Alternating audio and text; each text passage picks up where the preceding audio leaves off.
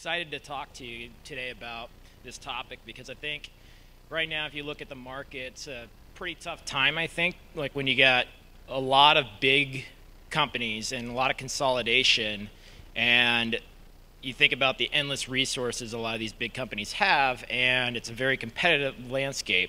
So I think it's really cool to have a group of indies here that have been successful and been able to find a path through all the competition in the market with these people with just vastly more, I guess, more resources to get by.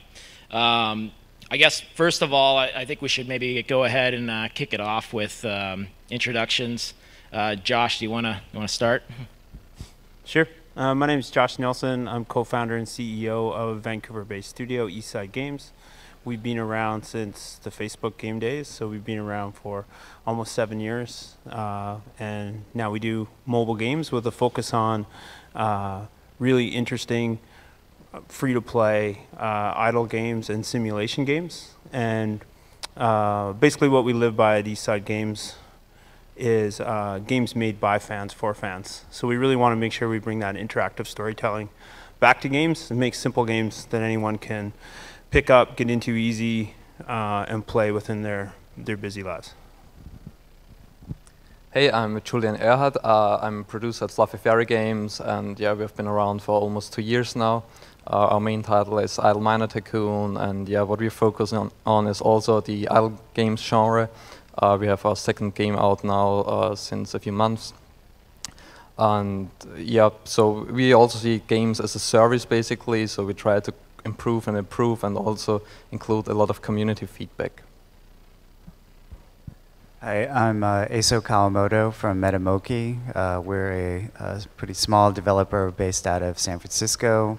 We started off as a Facebook developer doing free-to-play games. Now we're doing a game called Wiz Khalifa's Weed Farm that we released last year, and it's been doing really well for us. I manage product, monetization, UA, maybe some art direction, so many hats. And again, I'm Sean Webster, so I'm the VP of Business Development at AppLovin. AppLovin is a mobile marketing platform where we effectively help advertisers grow and scale their mobile business, and then on the publishing side, help monetize via advertising like rewarded video, playables, banners, all the major ad units. But yeah, I mean, I guess let's kick it off. Since, as Greg mentioned, that it is technically called Ask the Developer, we wanted to at least get it kicked off to see if anybody here had a question right off the bat that you might want to start off with. Okay. They'll bring you a mic. Hi, actually pointed question for Josh. I saw you speak at Casual Connect in Seattle about studio culture, and I wondered if you had any just insights since then, specifically Just about in general? about that topic in general. The new Star Wars is awesome. I agree. Start there. You didn't realize he talks a lot, right? About studio culture in general. Yeah, that's actually a really good question. The biggest thing that's changed even since last Casual Connect is just how we've been discussing this lots in the initial calls and then even before we started, is just what's changed for when your game is ready to launch. I think that's the biggest thing that's changed in that short span, where before, like even just a few years ago, it would just be, MVP, and then it's a great amount of polish before you launch. But now, as I don't like to say indie because we're almost 80 people, but we're definitely independent. We don't have any publisher. All of our money is just what we bring in for the day, so we have to be very careful with that. But the biggest thing that's changed is you really have to make sure that your core game is fun when you put it out and not obsess about all of the extras that you want to add to delay your launch. So for example, you want to put your game out to market before it has some core elements in it, before it has things like live events, before it has things like PvP or leaderboards or anything like that, because you have to make sure your core game is fun first, because if that's not fun, then it's just going to all fall apart. And you're going to be able to, you have to have those sort of core KPIs that you could bump up in order to make it a games as a service. So that's the biggest thing I think that I've learned since then. And these guys probably have something to say about that, because we all have very different stories on how we managed our game to get it out there to make sure you get that core level of fun and that your customers actually want that. Yeah, I mean, for us at Fluffy Fairy Games, it's basically pretty similar. So what we are also doing is like really the MVP approach, and only the MVP, and then we go into the market with it. So basically with Idle Miner Tycoon, we developed for 2 months, got into the market. We had no ad mediation or in-app purchases. It was just the core gameplay mechanics. And from that on, we just checked our KPIs. Is the game good enough? How do the organic downloads evolve? And from that on, we decided to go with it because it worked.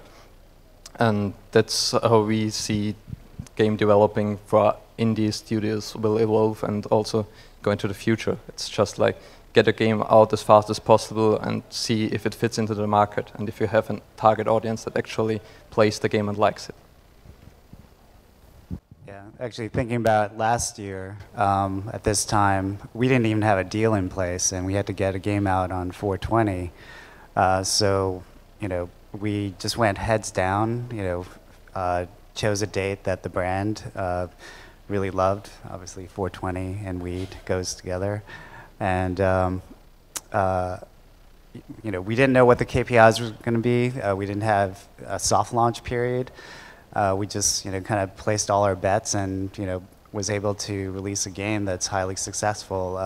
You know, post-launch, we put in live events, just like these guys. You know, we focused on, you know, ad monetization, optimizing the waterfall.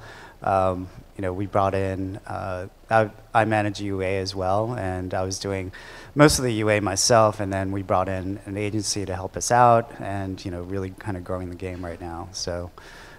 Yeah, definitely a different approach than these other guys, or maybe similar. It must have been a really cool studio that introduced you to that project that you did. I think that would be a key factor that maybe you missed out. Yeah, a pretty good friend. Yeah, it's a great question. You know, I think that is a good way to like maybe approach it. I mean, are there any like KPIs that you guys would be, you know, comfortable sharing, that things that when they're getting ready to launch a game, whether it's an idle game or another casual game, like should they have like a sense of like, or a target, you know, ARPDAU, or like a target rev split from IAP versus ads, or do you run ads altogether? Anybody want to take that? Sure, I can start. So yeah, we do an idle game, and there's actually a lot of data out there that you know, talks about, like Congregate is actually a great source. They talk a lot about their stuff on their blogs. I was just at a talk where the venture capitalist guy was telling us about, you know, their D1 retention numbers was like, you know, D1 is like 60, day 30 is like, you know, 30–40%. I don't think ours is as good, but, you know, those are great numbers to kind of strive for. As far as like the split between IAP and ad revenues for idle games, I think every game is, you know, a little different. You know, I think we work actually with a consultant that's helping us out with monetization, and his recommendation was, you know, 50-50, like IAP and ad revenue. We're a little bit heavier on the ad revenue side, but I think, yeah, I think our goal is to really try to get our IAPs, you know, a bit stronger. Yeah, for us it's also like that the ads are still a bigger factor in how we monetize the game than the IAPs. So we are also not that close to the 50-50 yet, but we are getting there. And I think that's also partially because there's like in the idle games you have always these rewarded videos, and therefore ads might always be a little bit bigger. For the one retention, so that's something we definitely look out when we release a new game. So it's like the one retention is the first important KPI we're looking into. And for us, the factor we want to achieve for a new game is basically the one we had for Idle Miner Tycoon when we started out. And that was around like this 65–70%. So these are basically the one retention we want to achieve. For day 7, day 30, we actually want to, when we release a new game, to get similar values than with Idle Miner Tycoon because the game just works out that great for us. And so yeah, that's basically how we try to line up our KPIs. I think, yeah, everything is, you need to measure all that stuff. You also need to make sure you're really looking at like the play session length and also the number of video ads that are consumed and make sure that that's flowing well. But every game's different, it just depends. And I think one of the big thing that's also changed for indies and independents is we really have to, we don't have enough, we don't have a big team in-house to really look at what market trends are, and we don't have time because we're so busy doing other things that you really have to rely on some of the resources that are out there. So I'd suggest, you know, in addition to networking, talking to other independents, talk to your people that you're going to use to buy traffic with. You know, you can talk to ad network people, you can talk to Facebook, you can talk to those people. They're okay, they're fine, they're not gonna bite, and they can give you lots of tips on your launch strategy, what you want to do. And then the big thing, what's shifted from us in the last, I'd say, year and a half, 2 years, that's going forward, is we use an outside consultant to kind of vet our launch strategy and where we're at in the market before we actually push out. So there's a number out there, Mobile Game Doctor, DC Consulting. Yeah, I get paid every time I say that. But that's been really good. And I noticed lots of other independents are now budging that in. Because if you think about how much you're actually risking on launch, just in terms of your launch strategy, it becomes just a small fraction just to get somebody to come in and to vet that out before you get ready to push off to make sure that it's good. And it's not somebody within your organization, so they're not going to be hesitant or worried about their job. It's just somebody that's just taking a final look at it and being, you know, I think this is good. Based on market trends, I think you should aim for this. We don't always listen to the consultants, but we definitely want that information so we know kind of what our KPIs are and what we need to look for and how to steer that. And it's the same as talking to the other people in the industry too. They can work with you on what you should be measuring, how you can measure it. And I think a lot of people don't realize too, a lot of the tools out there available to you now are, it's getting better in the marketplace. You're able to use a lot of the tools for free until you hit a certain market, until you hit a certain rate anyways. So if you can utilize some of these tools and some of their expertise, then you really only have to pay when you start making money. So that's what's kind of changed as well. Before it used to, you have to pay right away, or you have to put in all these huge SDKs and stuff like that. It's getting a lot better. And then, Eiso, you mentioned, you know, obviously that you don't have as long of a runway when you're in like a beta phase. How do you tackle that? How long do you determine before like you're meeting the right KPIs before you need to move on like to a new title, adjust like what you currently are working with, it's just not working, or adding like additional features? What kind of runway do you guys typically look at? Well, so I think it really depends on content. I was at a talk early last year where Supercell was saying that, you know, they soft launched their games in Canada. You know, they don't look at D1, D30. They're actually looking at D180, you know, almost an entire year worth of KPIs before really, you know, kind of deciding whether they're going to launch a game or not.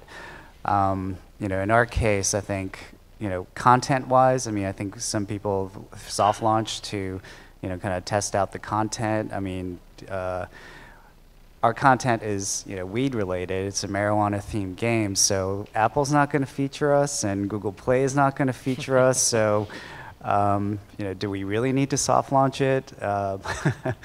It's tough to say, but you know, for us, I think we just were focused on a deadline, and we just wanted to make, you know, the biggest bang on 420. You know, we ended up getting, you know, sharing some numbers about a week into it, and this is mostly all social without any UA, was, you know, about 1 million downloads, you know, purely from the brand stuff that we worked with our partners on.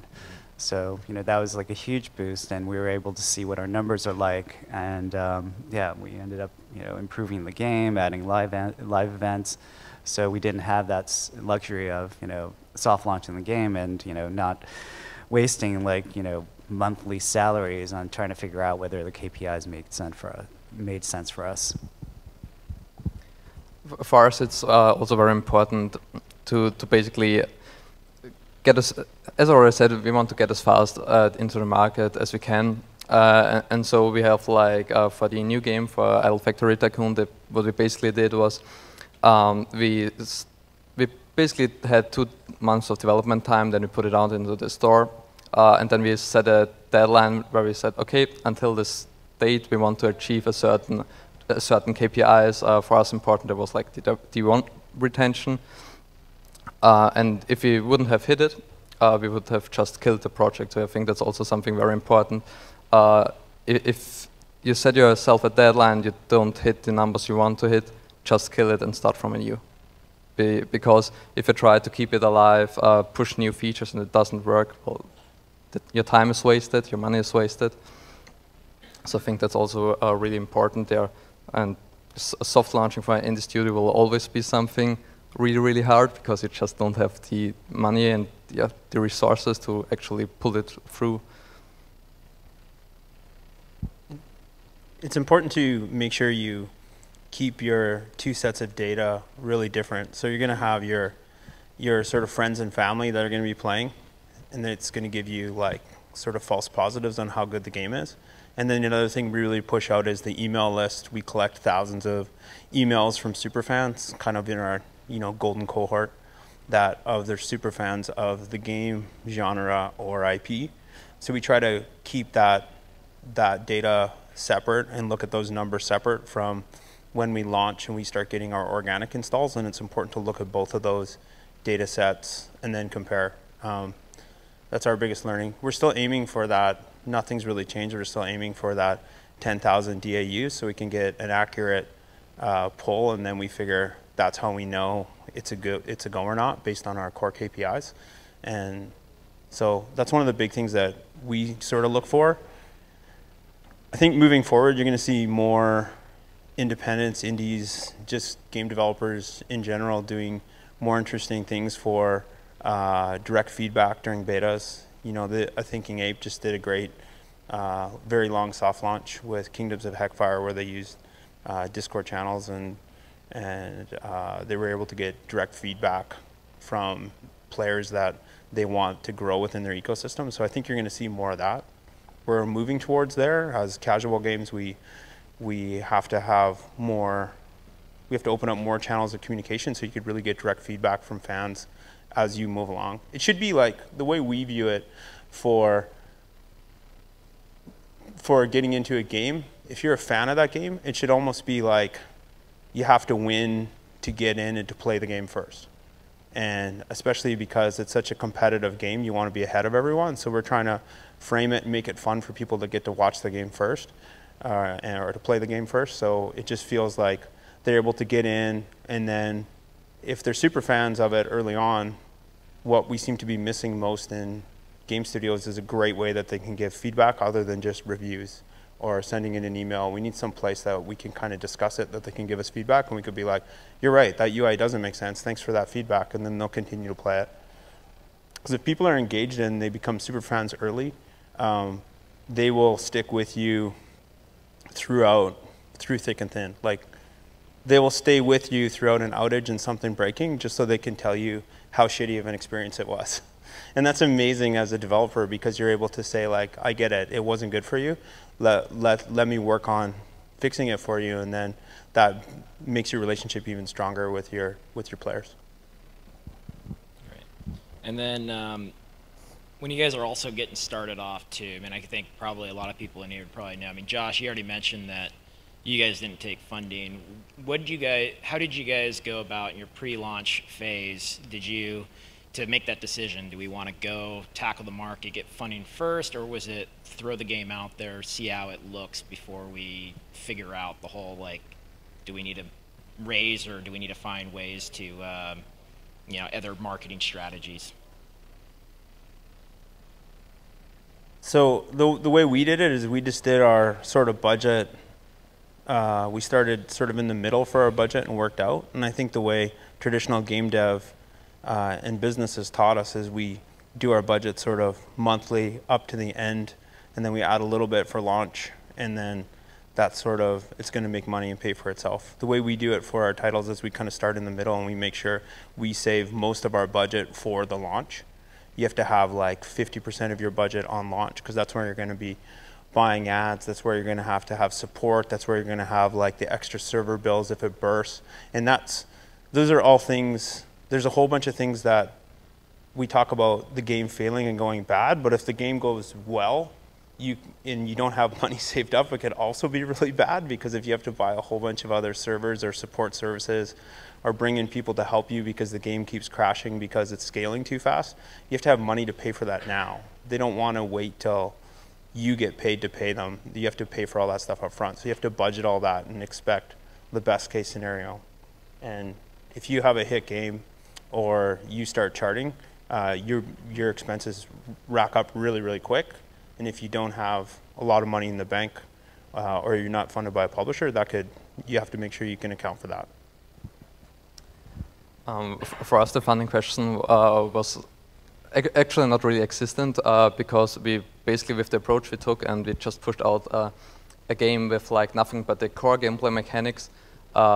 It was like from the beginning, the founders worked on their own, didn't take any funding, but as the game evolved and all the KPIs worked out, and we put more features into the game, like ad mediation, in-app purchases, it kind of, the revenue grew on its own, and so the funding question never really came up because it just worked. We got all the money we needed. We have now a really good budget for new games as well. So therefore, and I think it came that way because we started with like nothing but the core gameplay mechanics. It wasn't like Josh just mentioned, with no budget, we couldn't have like a real server outage because we didn't have any features which actually needed a server. So as the game grew, as the revenue grew, these features came, and then we had the budget we actually needed for them. Yeah, I mean, for Metamoki and actually Eastside Games, I mean, we were lucky to be like early Facebook game developers. So, you know, I think both studios had, you know, big Facebook games hits, and I think, but you know, mobile is still pretty like hard nut to crack. So, I mean, for us, you know, everything was bootstrapped. The company's never really taken on any funding. But you know, I think the challenge is like as the game gets, you know, bigger and bigger, you know, we have to start hiring. You know, I can't do monetization and UA and product all, you know, for a game that's growing. So you know, we need to find, you know, producers, product managers, you know, QA. And so even when the game gets bigger and this, you know, becomes successful, we still have to grow the team. But I mean, I used to work at another smaller game developer called Spicy Horse, and you know, the company took on funding, and you know, we had a bunch of mid-core games. You know, actually 4 while I was there over 3 years. And I think the biggest challenge was, I mean, the UA budgets for mid-core games are like, you know, in the millions, you know, a year, or even, I mean, not a year, a month, maybe even a day, and it was just really, really hard to compete.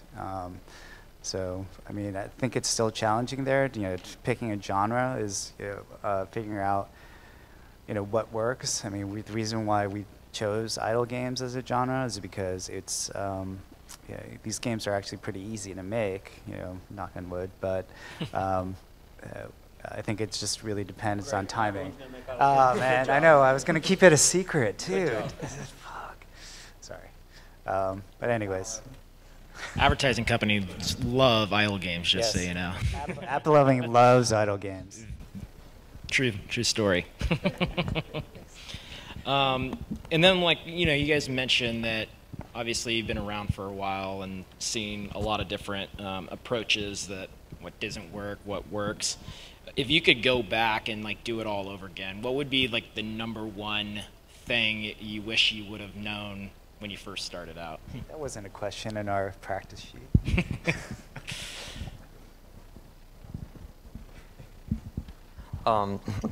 So I mean, basically for us, it was, we had like the first game Fluffy Fairy Games developed was a failure. So basically, what we did back then is we didn't take the MVP approach we do now. So we planned a new game. It was like with multiplayer, PvP, everything included. And it just failed. We didn't even get as far as going to release it on the App Store because we noticed it just doesn't work out. It's not fun. Something is missing. And if we would have known that back then, I think we could have saved a lot of time, manpower, and also money, and would have been able to go into it and basically develop a game we all would like and love to play. And that's also how we did it after then. So I think one important thing is that if you really try to develop a new game and it's your first game and it fails, don't give up, try again. If you have like the financial aid so you can actually try again, do it. It will be worth it. You'll learn out of your failures. So basically, that's something I'd recommend. That's something I would love to recommend to my past self as well. If you're going to do like narrative-driven games, and for us it's based on an IP, so don't try to rewrite. Like, we're big fans of Trailer Park Boys, so we wanted to write new Trailer Park Boys shows, but nobody thought we were funny. It's like, that's totally, I just want to, what fans want to do with older IPs, we found, is they want to just relive the IP that they loved. They don't want to see your interpretation of it. So we scrapped so much writing that we did that we thought was super funny, but really what fans wanted to do is just relive the IPs.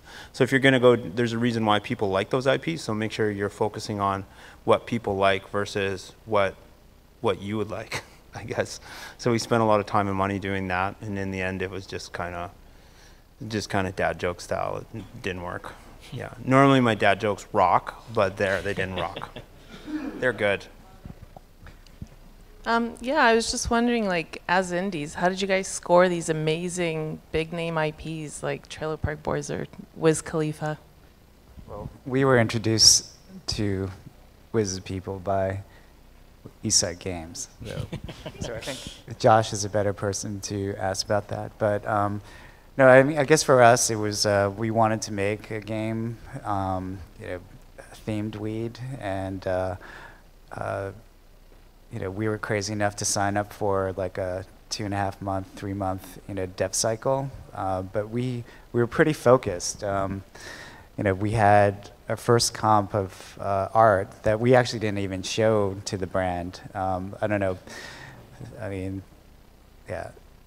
We never showed it to them because we were worried that if we showed it to them, they'd be like, "Oh, this sucks," So we just said, "No, we're going to do a game for you guys, and we're going to launch it on this date." And yeah, we signed up to that.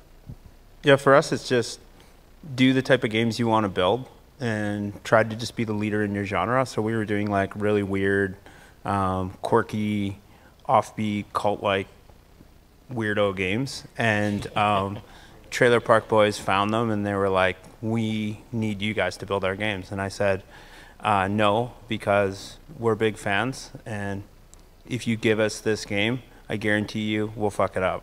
And they said, "You won't, you'll be okay." And I said, "Here, I'll give you 5 other studios you can go to and talk to." And then they came and they gave it to me, and I totally fucked it up at first. It was 8 months like delayed. They totally lost faith in me. They basically thought we were Corey Trevoring the whole game up. It was like so bad. We ended up turning it around and we have a hit on our hands. But in the end, what it was they just like our brand. They see that it's a fit on what we did with our past games. And so with them and with Wiz, they just all came to us first because they're like, "You fit our genre." So if you're like, just keep doing your games and make sure you have a decent web page and presence, and people will just search you out and they'll be like, "We want to do a game like this.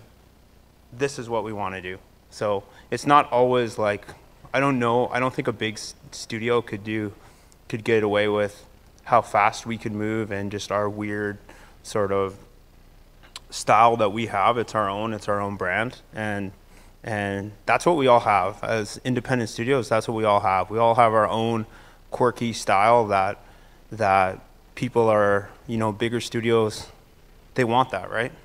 So we have the style and they have the money. But style is way better than money, right?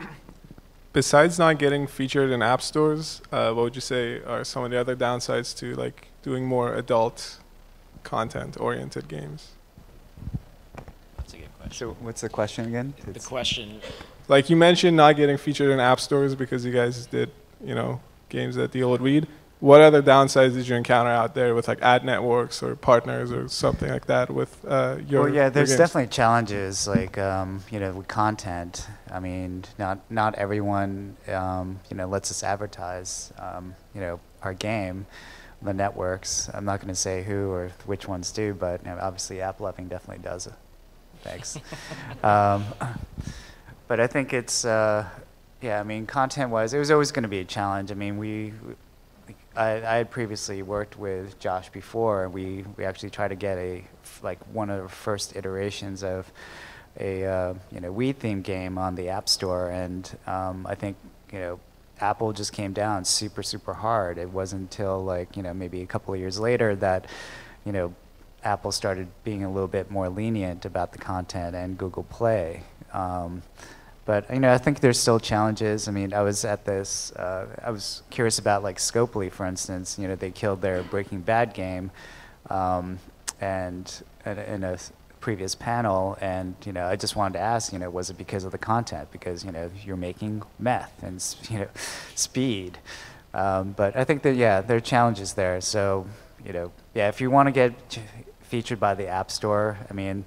Yeah, definitely don't do any of the adult content. You know, I think we were lucky because when we first submitted, they were like, wait, you know, who are these guys, Metamoki? Like, you know, why are they doing a Wiz Khalifa brand? Like, we had to get, you know, a letter from the brand saying like, yes, these guys are, you know, making a game for Wiz Khalifa, and the same with the Google Play. You know, they shut us down instantly, and then, you know, we had to go back and find our, you know, friends, you know, who knew people and their BD teams saying, no, we're doing a simulation game, you know, for Wiz Khalifa. So there's still a lot of challenges there. Yeah, that's where the consultant could come into, just for that launch checklist. It's not just those types of games, it's every type of games now. So like just they're rolling out this new, for if you're doing something that could be deemed a kid's game for COPA compliance, you have to make sure that all of that is checked off and you're compliant, and that's good. And you have to make sure there's starting to be, as the app stores mature, it's starting to just be more robust, kind of like how it used to be back in the day. You'd have to, you know, send off your disk with all of these crazy compliance checklists. It's getting to the point where you just have to make sure you're in your right genre and you comply to all that, and it's a constant stream. It's no longer you just launch it and that's it. It's kind of like you're constantly looking at it over and over, and kind of like every 2 months something new will come along to, now we want to make sure you're compliant with this, you're compliant with this. So I think it's good because I think it makes sure that the restrictions are in place where they need to be in place, and that app developers have to be more responsible in making sure that they're compliancy, so the right person is seeing the games. It's the same on TV, right? Like that's why there's warnings before The Walking Dead's on, or The Walking Dead isn't on at like usually 7 in the morning when kids can easily find it on, that sort of thing. So it's just going to, as the stores mature, we're just going to have to make sure we're, as independents, just a little bit more watching to see how that comes apart, because that's a pretty big deal if your game is even taken off for like 1 day because you're not compliant, that you have to pay people with that 1 day's worth of wage, and that could be devastating to an indie. Hi, that actually brings up a really good point. Suitor number 2, you had mentioned earlier that it was easier to save your money, save your time if something's not working right away, to scrap the whole project.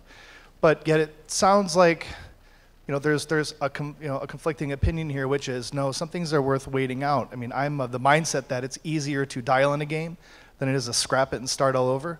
I'd be interested to hear what the other two guys have to say. I mean, for us, it's basically how we as a game developer studio evolved and how we experienced it. So our first game wasn't really, it wasn't fun. So that's, as I already said, we didn't even put it out on the market. And that's where we also decided our process is, if we see we don't hit the numbers we want to a certain deadline, we just kill it and try again. Because for us, it's like we know the market is a fast-paced market, and we want to move fast as well. So it's like, okay, it doesn't work, try again, try again, try again, until it works. I mean, right now it's easy because we have like this one hit title, which is basically a huge portion of our revenue. So we have like a lot of time and resources we can put into it to create new titles. If you start out, you might want to think twice before you kill it, as you already mentioned as well. But the only thing I also want to add, don't be afraid of killing it. I mean, the game might be your baby. It's like what you love. You put so many man-hours in there, so many resources. But don't be afraid to kill it if you see like the market doesn't like it. I can save any game with just one more build. Right, Kay? One more build, I'll save the game. We're the worst at that. Like, we absolutely suck at it because we fall in love with every single game. Preach. And we think we can just fix it. But yeah, you probably should. I mean, the challenge we have is that goes back to like studio culture, right? Like, we built this studio with our now going on 40 million fans that helped us build this, that wanted weird games that didn't fit into the marketplace. And they're the ones that fall in love with the game, same as ours. So we just stick with it and keep doing it. So I think we're a little bit unique in that. So we'll just kind of stick with it probably a lot longer business case wise than we should. But in the end, you know, we have those fans that we have to be accountable for. So we keep it up a little bit longer than we should. But if you're really just running it by the books, yeah, you should listen to this guy.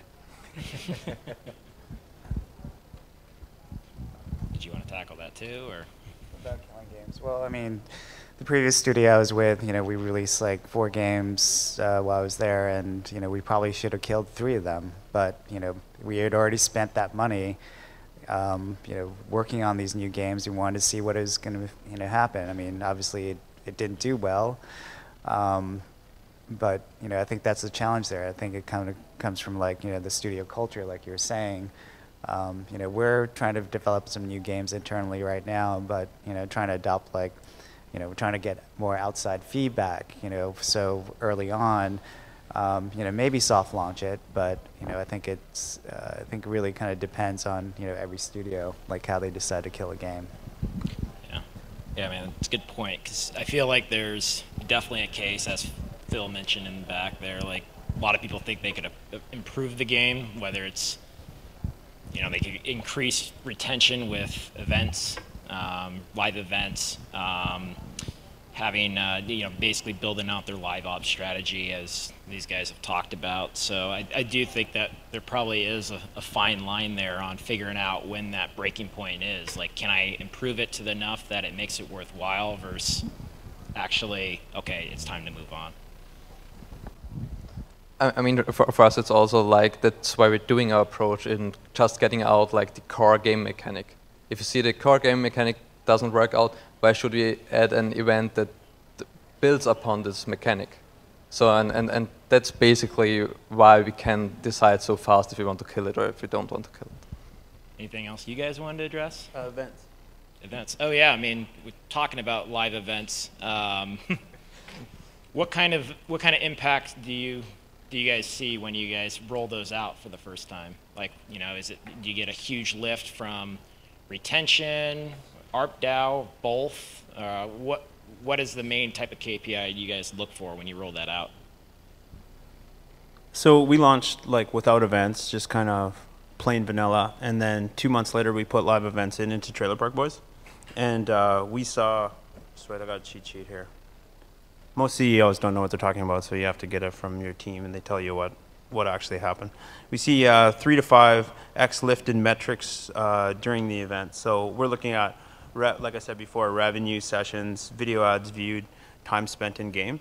But what was most important about that was the re-engaging of players, and also seeing the players come back and spending. And what we realized in live events, there's a really good talk You could find it in the Google Games Day, I think it was called, or something like that. But they talk about you should be tracking the paying active users and when they return and when they spend again. And most of the time what we're seeing is live events, actually the players found it really fun to buy something in the live events that then they could use to advance in the game. So it just became like a live event became something that people would look forward to, would get ready, would play it, because and then if they did well in the live event by buying that item or bundle in the game, then they could do better in the regular game and improve quicker. And that's why live events are really good. And keep in mind, like we're coming up on almost a year with Trailer Park Boys, and we still haven't put in leaderboard, or we still haven't put in some of the PvP stuff we're going to put in.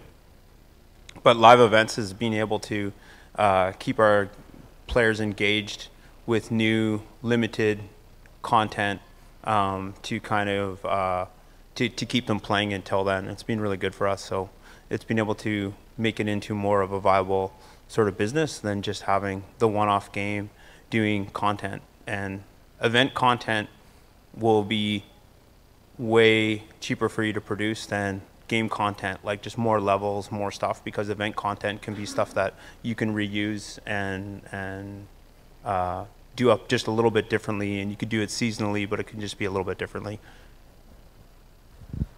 Yeah, at FFG it took us about a year to implement events for the first time. And what we noticed is, what we also did is we had like certain special offers which were only available during the event. So what we got out from it is like every time we have an event, we get like a revenue spike. So that's something we notice all the time. Retention-wise, it didn't improve that much yet because our events are not like reoccurring every 2 weeks on the same day. So that's something you probably should do and look out for. Our events are a little bit more random at the moment, so but that's something we're gonna improve in the future as well. So yeah, that's basically revenue is the KPI that changed the most in live events for us. Yeah, I mean we didn't launch with events. I mean ideally, you know, just putting like a PM hat on, you know, I'd love to have like parity with, you know, whatever our competitors have, but you know, most of them have live events on, you know, if you're talking about the bigger guys, you know, publishers like, you know, Warner Brothers or, you know, Glue or whoever, you know, they always have events pretty much, you know, on day one. For us, you know, we put in tournaments, we started experimenting. Our first live event was a Vegas event, and, you know, we saw ARPDAU, you know, double, triple. We run sales during events. First one was about 10 days, but, you know, content-wise, you know, with idle games, you know, it does get expensive to create art and create, you know, new things to do for these events. So I guess, you know, for us, it's just a matter of like experimenting. Like I said before, we're a small team, so we don't have somebody like full-time, you know, really like focused on, you know, looking at all the KPIs. So I think we can do, you know, a lot more improvements on live events, you know, on par with probably these guys. But I believe that live events bring, you know, users back, and, you know, they love all the new content, themed content, holidays, etc.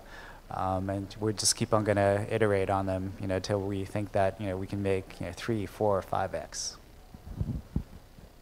Do you guys see that there's like a certain frequency that you need to roll these out? Like there's a breaking point that, oh, I did my last event, and they've really kind of like fallen back down to the levels of, you know, pre-event.